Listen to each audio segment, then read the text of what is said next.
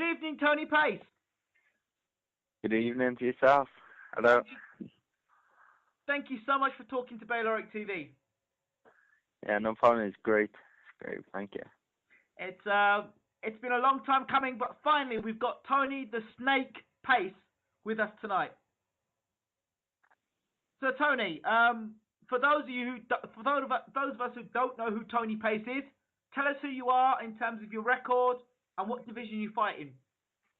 Well, I'm a young boxer. I just turned 21. I'm currently British Masters Lightweight Champion, which got rated second best fight in Britain for the whole of last year. Okay. My record's 11. I've had 11 fights, only won 4, drew 1.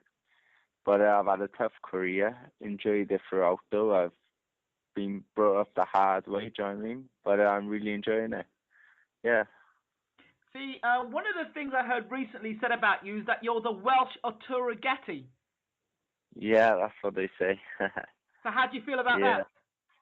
Yeah, it's really good. Do you know what I mean? Comparing me to someone like that. But, yeah. I mean, in terms of Wales, there's a lot of fighters around. You know, you've had people like Barry Jones. You've got Nathan Cleverly. You've got Joe Calzaghe. You know, Gavin Rees. Jason Cook as well, who has fought and won a version of the world title. Steve Robinson. Yeah. I mean, so how does that make you feel being around Robbie Regan? Can't forget Robbie Regan. So how does that make you feel being around those guys and being a part of that Welsh history for you? Well, it's great, do you know what I mean? It's gone people that I can aspire up to. Like Jason, obviously, gone really far in his career, who I'm fighting in my next fight. Absolutely. And, yeah, so look up to them and learn a lot from them. So how much in contact are you with those guys that I've mentioned, apart from with Jason Cook, who you're going to be fighting next? Those other guys that I've mentioned, how much contact have you had with those guys? Well, I've been down Steve Robinson's gym, obviously, because I fought Luke Robinson. Yes, and I heard But I've been down there sparring him. Mm-hmm. Pardon? You had a good win against him, I believe. Yeah, I had a good win against him. It was a 4-round on the night, but it was actually changed on the night. It was meant to be a 6-rounder. Right. But I had a good win, yeah. So. And he was unbeaten at the time as well. Yeah, he was unbeaten. But I sparred him when I was amateur, and I think I had the best of him then as well, to be honest. So why would they have made that matchup with you then? I'm not too sure, to be honest. It was a shock to myself and my trainer, Ty Gardner. Yeah. But I thought if they want to take it, yeah, sure. So tell us, let's talk about your amateur career a bit. What was your amateur career like? It wasn't too bad. I was losing like the British finals against top boys. Okay. I beat a lot of top English boys, and in my last amateur fight, I lost against Fred Evans. Okay. Then we went to the Olympics, so that's why I turned professional. Okay. In terms of professionals, who have you faced in the ring in your career so far? As a pro, yeah? Yes.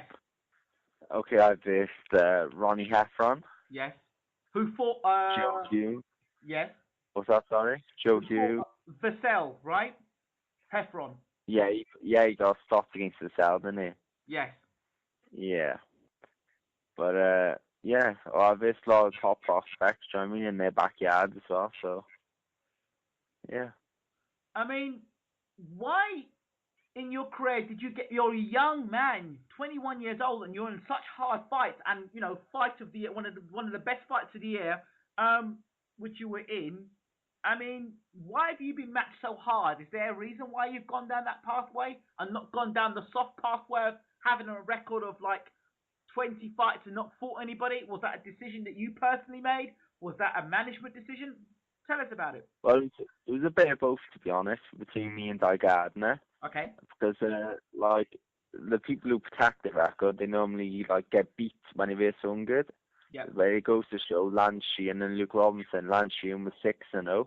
Luke Robinson was 4-0. And I boxed Lance for the title, and I beat them both, do you know what I mean? So they protected their records, and now they faced a tough guy as myself, and I took it from him. So, yeah. So, the records don't mean, like, don't tell the full story, so. So, do you feel because your record is maybe not 10-0 or 12-0 that you're discriminated against, or do you think it works in your favour because you've been beaten? Other people want to have a pop at you. It do work in my favour, obviously, but I still get a lot. Well, everyone knows I'm a tough fighter, but in this next fight now, I got a lot more skills and fitness to show, Okay. rather than just coming to a fight. So So being tough and strong is one thing, but obviously to get to the elite level, you need to have a bit more than just a good chin and heart. You need yeah, to have a bit more to fight against the elite guys. What have you been working on in the gym that your fans can be looking forward to see when you get back in the ring? well, I've changed my training camp now, which I haven't said too much about, and I've real hard training for like the last 3 weeks so far. Hmm. I got another 3 weeks of it since on my fight. My movement's been really good. I've been having top sparring in London, Birmingham, and down Gary Buckland's gym. Okay. So been top sparring. I've sparred 58 rounds last week, Okay. and I've been running about 40 mile a week. So yeah, I'm going to be so fit, so fast, and it's going to be a new Tony Pace. Fantastic. That sounds great. That sounds great news for fans. But I know it's heard many times by, you hear it in interviews, you hear, oh, I'm in the best shape of my life, oh, I've done the training, oh, I've changed camps. You hear it before. So, Tony, for the fans, tell us what you feel has been a difference between camps previously and this particular camp now. What is it in your mind now that's going to make you the new Tony Pace? Well, all I can say is time will tell, and I'll be able to show you on the night. Fantastic. So that's what I'll Fantastic say. stuff. I'll show you then. Okay, so Jason Cook, somebody you do know. Have you ever been in the ring with Jason Cook before? No, I've never sparred him or like I'm really seen of him, but I've been watching a lot of his fights. I know his style and I know he can bang. Yes. So yeah. The one thing Yeah. about Jason Cook was he is a big puncher. Yeah, he's a big puncher. You can't Oh. take it away from what he's done in the pro game. He's done really well. But it's my time now. I think his time's passed. But like I said, you can't take it away from him. But I'm ready to take his Welsh title and bring it home. But he's got a big punch, but he has been knocked out as well. So Yeah. there's the opportunity there for you to do something special there as well. Yeah, of course. Of course. What would a win for you? What would a win do for you in terms of beating Jason Cook for you? Well, it's going to obviously get me the Welsh title. So I'm going to be a holder of 2 titles.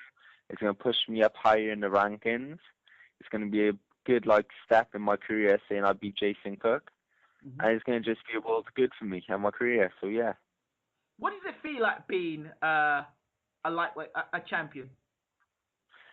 One of the best feelings I ever had was winning that title.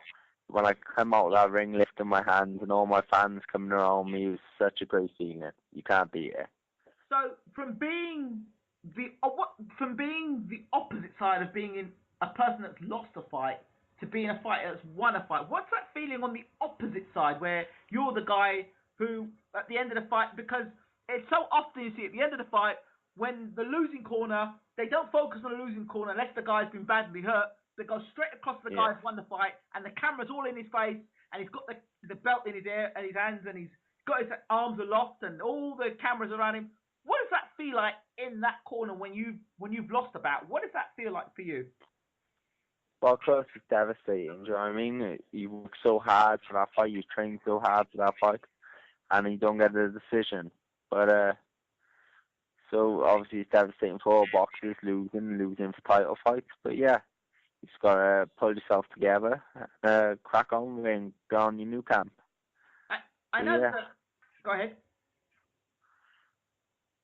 I know that in fights, fighters can when they lose a fight, they can starting to get themselves into a rut of losing and losing and losing and losing, and then become a journeyman. What has Tony Pace done to ensure that hasn't happened to him? Well, I'm a mentally strong person, and I'm really strong-willed. I train so hard, and I never want to give up. Do you know what I mean? I'm the type of person, if I'm getting beat, well, I'm gonna fight harder and try and beat you. You know what I mean? I never give up, so I always got full faith in all my fights. So I never go in there expecting to lose. I always go in there the fittest that I can, and train as hard as I can. So yeah. Okay. Now, what about a fight between yourself and Gavin Reese? Is that something that could ever happen? It all depends if I go back down a weight, but if you ever come up a weight to like welter, maybe it could happen one day, yeah. In terms of, do you struggle to make light welter, or is that something you could do quite comfortably? Like well, I don't struggle, you know what I mean, is I can make it nice. I've Yep. done perfect diving into this fight and timed everything right. So yeah, it's going really well at the moment. But it's a lot easier to make obviously than lightweight. So yeah. Okay, okay, okay. What sort of fights for you, Tony, would be dream fights? Where would you like to fight, and who would you like to fight against in the future, looking down the line? Well, whoever's top of the chain at the time, to be honest. When I'm at my peak and I'm ready, well, there's no one's going to stop me. So Is there yeah. anybody in the UK that you've got your eyes on, like an English Welsh battle?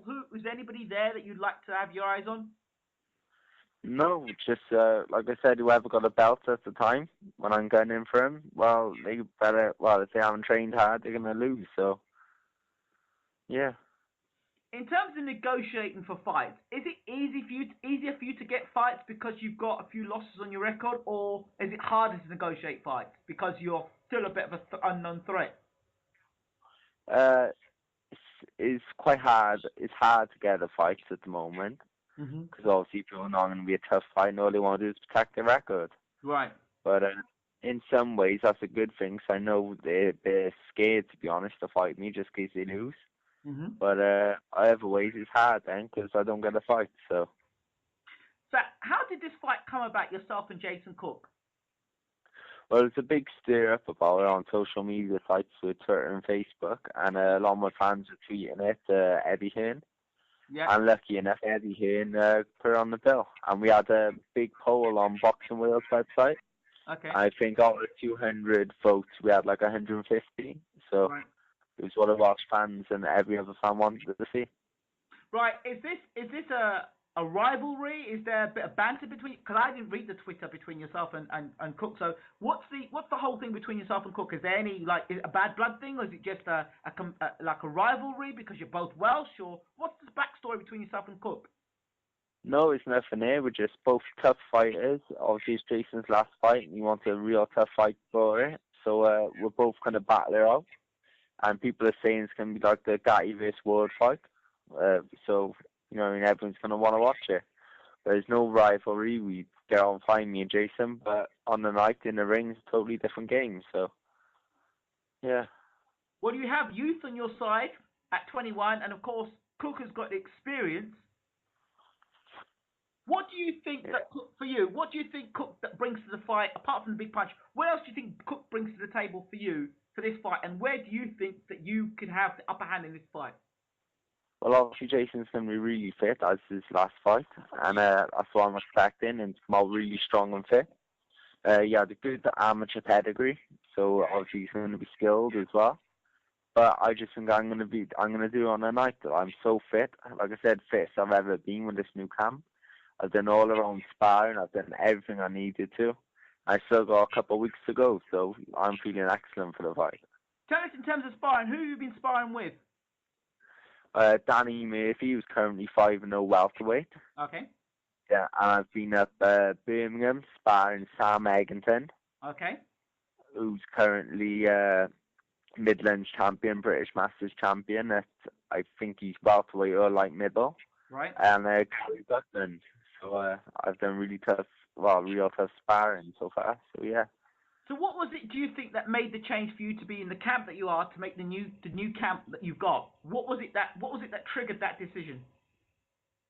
Well, it was a decision between me and my dad, and we just went down there to see how it was, and we just changed everything around. So to obviously get me the fittest I can ever be. Right. So in terms of sponsorship, are you sponsored by anybody, Tony? At the moment, I'm getting a lot of like sponsors and stuff through Twitter, Yep. which help. Well, not I wouldn't say sponsors. They're helping me out, like sending me gear. Like I've had a couple off Farmy Dog Army, Mixtape TV, and loads of other clothing companies and like supplement companies. So yeah, so at the moment it's going good. Fantastic. And if people want to see your fight, how do they contact you? Well, I got tickets myself, and you can contact me via Twitter Yeah, okay. or Facebook, and they're £30 each, and the fight's going to be on Sky Sports on the 1st of February in the Motor Point Arena in Cardiff. How So does yeah, that how does that make you feel being on Sky Sports on a big bill? How does that make you feel? of course it's a good feeling. Do you know what I mean? Working out on that night, knowing everyone's watching me on telly, knowing all my fans are there supporting me. So it's a great feeling. So and it's in Cardiff as well, so it's going to be rocking, eh? Yeah, we're going to have great support, me and Jason and all the other Welsh fighters. It's going to be a great show as well in Wales. But yeah, it's going to be excellent support for all the fighters on that night. And just to finish, Tony, your Twitter page. What's the name of your Twitter page? At Tony Toby Sues. Okay, your Facebook page. That's Tony Pace.